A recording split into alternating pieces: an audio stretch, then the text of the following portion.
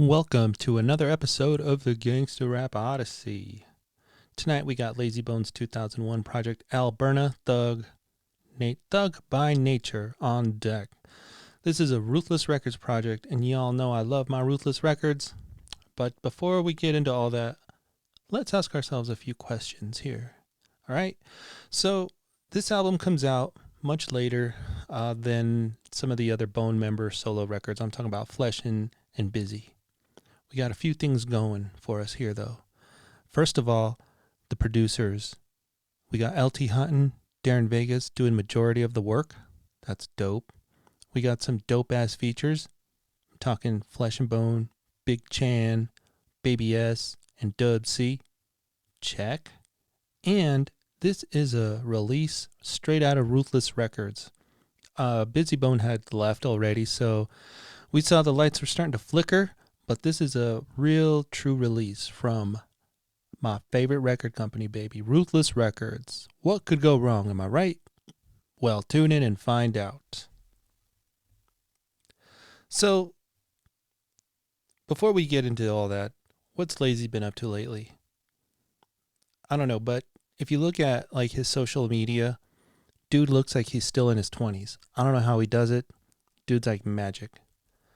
And he's got a mixtape coming out. I think it's called Too Easy, something like that. I put a show. I just put a screenshot up for y'all to see. Looks dope though. I think there's a hard copy. I'd love to check it out. If you've heard it, let me know what you think in the comments. I haven't heard it yet, but I'd love to check it out. All right. So the wait was long. You know, was it too long of a wait though? Creeping on a come up. East 1999 came out several years before. Those were arguably the best years of Bone too. So 7 years later and many projects after, we got this solo. You know, was it the solo that we wanted? How long did we wait anyways? For kicks, I'm going to go to this website called war.org/bonethugs.html, and he lists all the records here, man. You wouldn't believe how many came out before L-Burna actually came out. So I'm just going to go after East 99. We got THUGS, Truths, Humbly United Gathering Souls from Flesh and Bone in 96. We got Family Scriptures from Mo Thugs, who remembers that, 96. Then we got Trials and Tribulations from Poetic Hustlers, another Mo Thug act, in 97. The Art of War in 97. A New Breed of Female by Too True, another Mo Thug act in 97. Family Scriptures Chapter 2, Family Reunion in 98, because we needed a Chapter 2. And then we got Busy Bone Heaven's Movie in 1998. And then we got the Collection Volume 1, which was like the greatest hits of Bone in 98. And then Thug Mentality from Crazy Bone in 99. Ghetto Pharmacist, DJ Unique in 99. The producer drops before Layzie drops. Bone Thugs in Harmony Resurrection, that's BTNH Resurrection in 2000. That was what, the fourth album from Bone? And then we got a forgettable album, Flesh and Bone 2000, Fifth Dog Let's Loose. And Mo Thugs Part 3, The Mothership in 2000. We got another greatest hits album in the year 2000, The Collection Volume 2. Busy Bone drops The Gift, not on Ruthless Records, in 2001. And finally, Thug by Nature from Layzie Bone. What can we say, man? The wait was long. But it finally did drop. And, we got a few questions to ask ourselves here. First of all, we know about the production. It's going to be dope. LT and Darren Vegas. The featured artists are dope. The record label, of course, is dope. But what about the bad? Well, let's think about it here. Tamika's in charge. Not Eazy-E. And, where's Bone? Where's the rest of the members here? We got Flesh. He's kind of officially unofficial or unofficially official. I don't know. But where's Busy, Crazy, and Wish, And then last but not least, where's DJ Unique in all of this? Don't get me wrong. Vegas and LT Hutton are dope. But DJ Unique, that's the Bone sound that we all kind of want. Anyways, those are the questions we asked. So let's go ahead and judge a book by its cover before we listen to this. The CD cover is pretty good. You know, maybe one of the best solo Bone covers of all. I thought Heaven's Movie was pretty dope. Thug Mentality, it was all right, but this one is dope. I like the way that the name is written, the flames on the L-Burna. It's a simple, clean picture of just Layzie close up, and the Thug by Nature also on fire is pretty cool. It's a nice touch.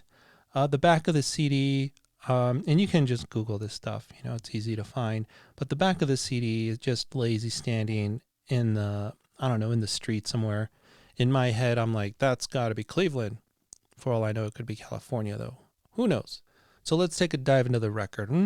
You know, we got the first track, Carol of the Bones. And thankfully, it's just an intro. You know, the choir singing Bone members comes across kind of heroic or something. It's a little cringy these days in 2023. I don't know if I was offended back in the day, but I tell you, for an intro, I'm skipping it every time. So, you know, we'll talk about the first real track, Battlefield. And we got a taste of what LT Hutton is about to bring to the table.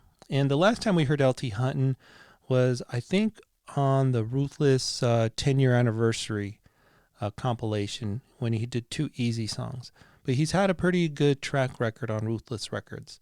He did some songs on Ruthless for Life, which were dope. And then he did a lot for Bone Thugs and Harmony Resurrection, which was also dope and a much needed shot in the arm for the group, I think. So, you know, he's not a stranger to producing for Bone or Ruthless Records or just producing as a whole. The guy has a good track list. So the track here, this one, just to start things off, it was pretty good. The horns are catchy and Layzie's flow is on point. What's pretty interesting about the project is that, or I'm just going to say the whole CD as a whole, is that the involvement of Vegas and LT Hutton, who've also done work on Death Row, jumping ship to do some work on Ruthless Records. It just tells you, man, it's a small world and beefs get buried, man. It's pretty cool. So, you know, the next track after this is a standout. We got Dub C and Vegas on the beat. Dub C, this is vintage Dub C, man. This is a throwback track for sure. It's very West Coast inspired, and it's really a gem on the record. If you're a Dub C fan, you're going to love that track. So I'm giving, you know, the first couple tracks are on point. You know, I give them, I don't know, like an 8 or something. So the album follows up with 3 more LT Hutton tracks. By themselves, they're not bad at all. They're pretty good. They're probably the standouts, the gems. But at this point, I'm ready for a palate cleanser, you know. And thankfully, after all of that, we do get some new producers in there. Kind of unknown, but still, they brought the heat. It's not bad. I think that what LT Hutton was doing here, and I get this because some of the beats that he's making have like these ghostly sounds. You know, they sound a little, I don't want to say grim, but to me it sounds like he's channeling DJ Unique. And I would probably do the same thing if I was a producer making beats for Bone. I would try to channel what works. It's interesting, it works, it's good, but I don't think it's LT Hutton's best. But these are gems, man. I like the tracks. So I just thought I would note that. And I don't know, I didn't ask LT Hutton, and I'm not a mind reader. I'm just doing my, I don't know, making uneducated guesses here. So, however, I do love these songs, man. How Long Will It Last is my jam. But like I said, man, I was ready for a palate cleanser, and I think we got it, man. We got a few mix of producers in the middle of the album, which really helped keep the fresh variety going. Even if they're not my favorite songs, it does make it a better listen through the record. One of the lesser known producers, at least to me, was Molly T, who made a fantastic beat with There They Go. If you can get to the hook, you know, that makes all the difference on this track. There's a lot of soul in it, and it really carries the rest of the song. But I think that the crown jewel of this record is still the greatest, featuring the Ruthless alumni of Flesh and Bone and Big Chan. Even though Ruthless wasn't the same after Easy passed, you know, it just leaves me drooling at the thought of a solo Big Chan record. I mean, she kills this track and really bosses up. If I had to like fantasize about it and think about it, like if she dropped a solo, it would be like on that Lady of Rage level, you know, like she would have been up there as one of the West Coast queens, in my opinion. But hey, all we can do is like fantasize at this point, right? Like, oh, what would it have been like if Ruthless kept the lights on? But I love that track, man. Still the greatest. I swear I can wake up to it every day and just feel like I'm going to boss up the entire day. So, other notables for like some of the Ruthless alumni that I kind of missed was Nation Unknown was on here and Baby S. And it was half a Nation Unknown, I guess, decomposed. I guess there were two guys in this group. Uh, I don't know. NX isn't really my cup of tea these days, or I don't think they really caught on. I think that the era of the rough voice rapper like Mystical, DMX, Ja Rule kind of passed. So to get what I would, I don't know, ruthlessly call a clone or just in their lane, I don't think it really aged well. But it's one song, one guy. It's not too bad. Uh, I gotta say, Baby S though, that guy did age well. I mean, that guy's lyrics, his flow is clean, man. He's just dope. He's got a solo record that was done on Ruthless. It's kind of rare. I don't think I've ever seen the physical CD out in the wild, but it is on Spotify, and I'll have to check it out again. I did give it a listen through once, and I thought it was pretty good, but it wasn't like a real listen, like I was going to review it. But again, man, if Ruthless just kept the lights on, you could imagine what could have been. So then, about 75% into the record, you feel like it's a solid effort, but I think at this point it starts to take a turn for the worst in the final stretch.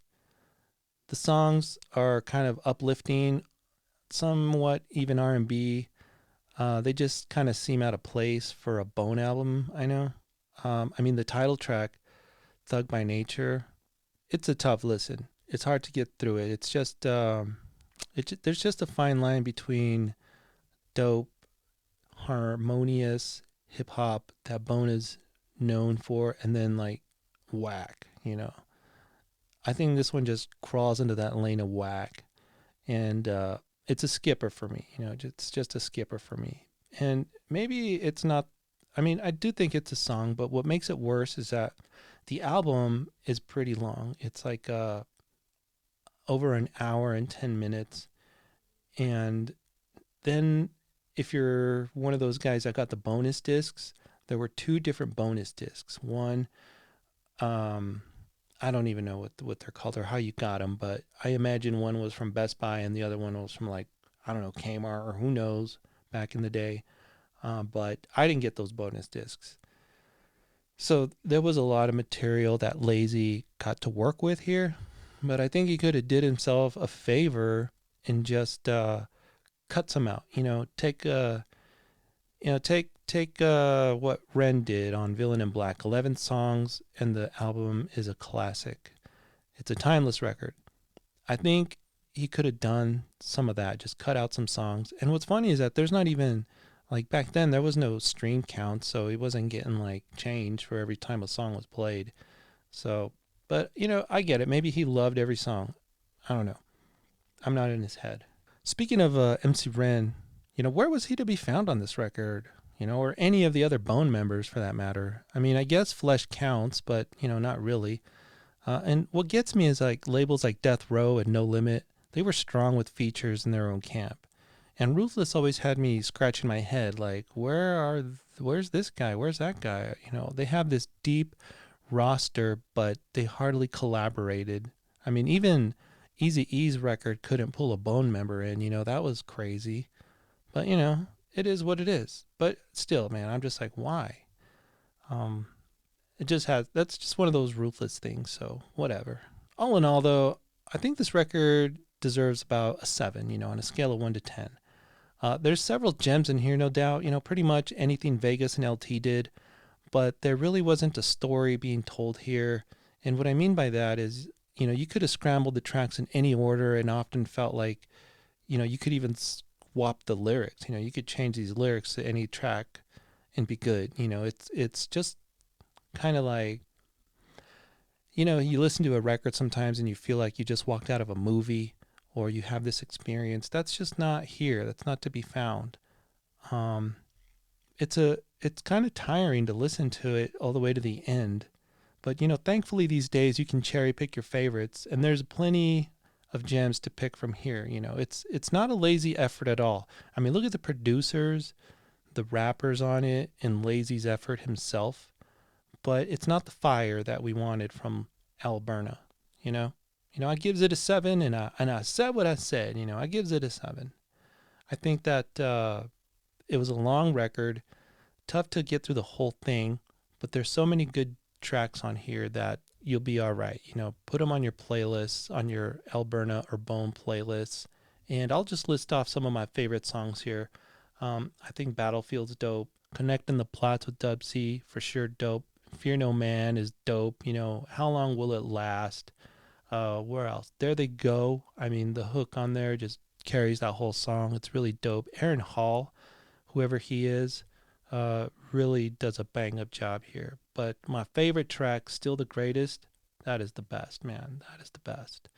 Gotta love Big Chan and Flesh on here, and Layzie comes correct, you know, and the beat from Vegas is just awesome. It's an awesome track. So, you know, all in all, though, the crown jewel definitely goes to Still the Greatest. You know, that's the best track on here. All in all, though, as an effort, the entire CD, I give it a 7. You know, what do you think? Is it a 7? Is this the best Bone album that we have gotten? I mean, the best solo album.